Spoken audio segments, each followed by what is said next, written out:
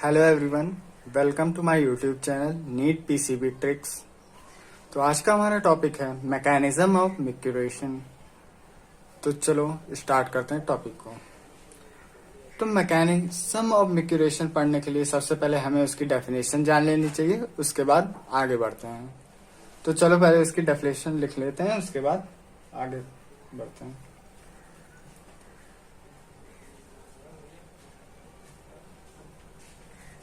Micturition is a reflex process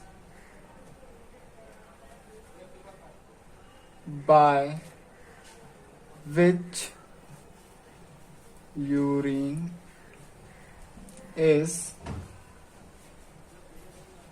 voided from bladder। चलो definition तो हो गई हमारी, अब बात करते हैं डायग्राम के बारे में। तो ये हमारा यूरिनरी ब्लैडर है, यूरिनरी ब्लैडर, और ये हमारा इनर स्फिंक्टर है, जो कि इनवॉलेंट्री होता है।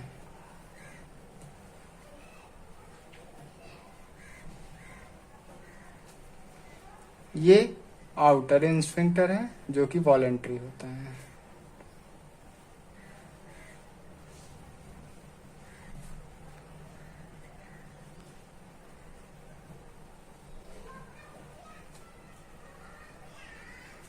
यहां पर स्ट्रेच रिसेप्टर्स लगे होते हैं, अभी बताते हैं इसके बारे में।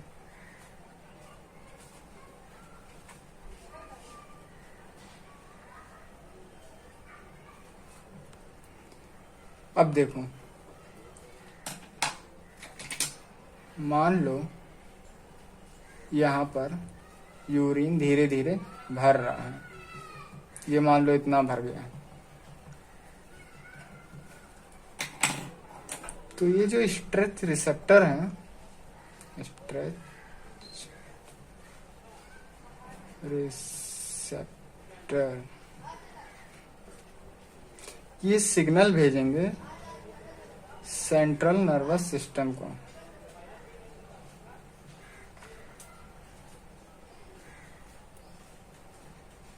CNS।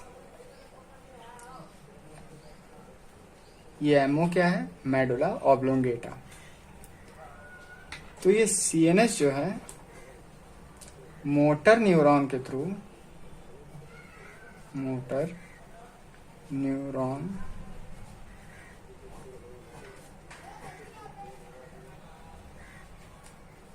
के थ्रू सिग्नल भेजेगा सिंपैथेटिक नर्वस सिस्टम को और ऑटोनॉमिक नर्वस सिस्टम को। लिख लेते हैं ANS, SNS। ये क्या है? Autonomic nervous system. ये क्या है? Sympathetic nervous system. ये भी हमारे दो तरीके के होते हैं।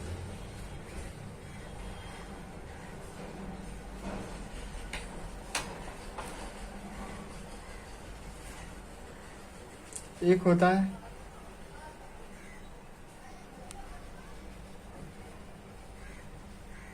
सिंपैथेटिक नर्वस सिस्टम, एक होता है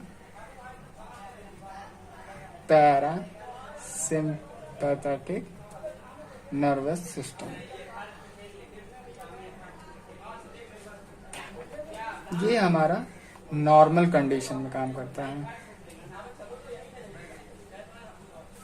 और ये इमरजेंसी कंडीशन में काम करता है।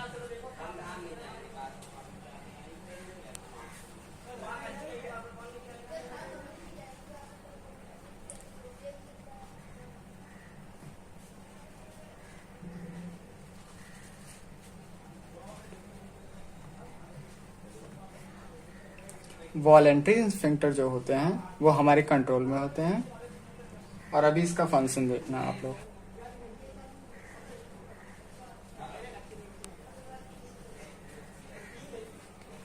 अब देखो, इसमें दो केस होते हैं। एक हमारा होता है इमरजेंसी का केस।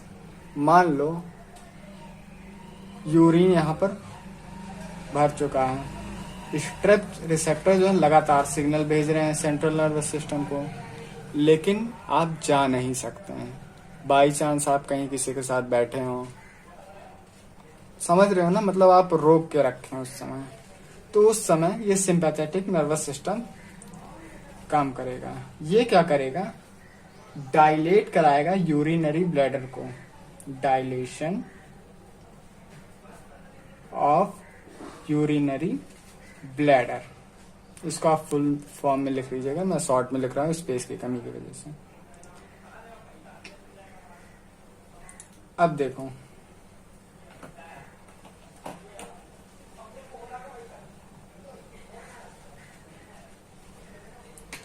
इमरजेंसी के केस में सिंपैथेटिक नर्वस सिस्टम डायलेट कराएगा यूरिनरी ब्लैडर को, और जो वॉलेंट्री इंस्पेक्टर होते हैं,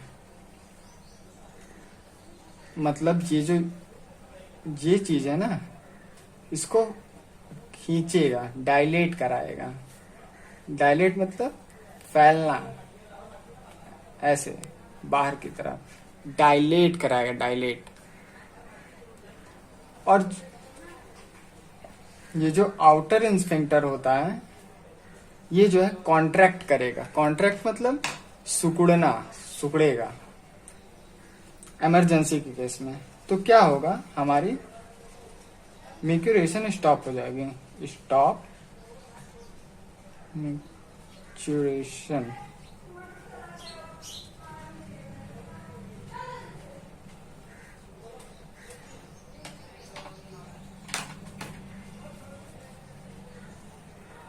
अब देखना,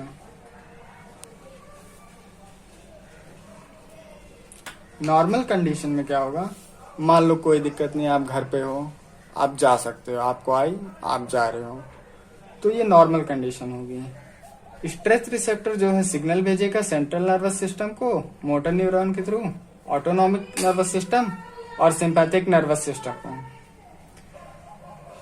तो अब क्या करेगा, ये जो है पैरासिम्पैथिक नॉर्मल के केस में पैरासिम्पैथिक नर्वस सिस्टम, और ये जो वॉलेंट्री इंस्फिंक्टर मतलब आउटर इंस्फिंक्टर, ये रिलैक्स होगा।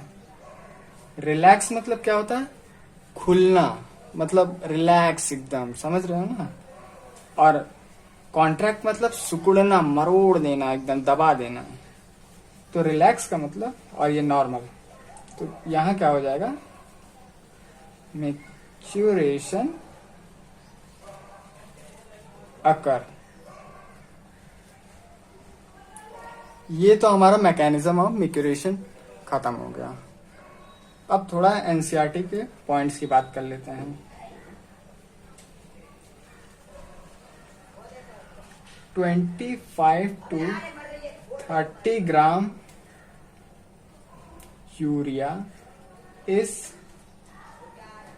extract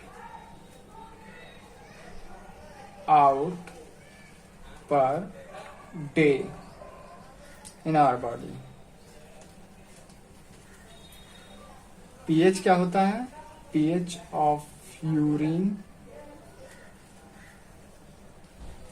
slightly acidic 6। और कलर क्या होता है,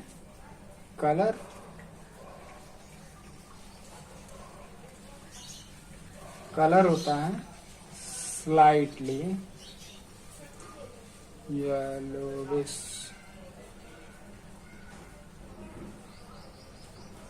तो ये हमारा मैकेनिज्म ऑफ मैच्यूरेशन खत्म होता है। उम्मीद करता हूँ वीडियो आपको पसंद आई होगी तो लाइक शेयर सब्सक्राइब जरूर करना। और नेक्स्ट वीडियो आपको किस टॉपिक पे चाहिए आप कमेंट करके बताइएगा, मैं उस पे वीडियो बना दूंगा। Thank you for watching. Thank you everyone.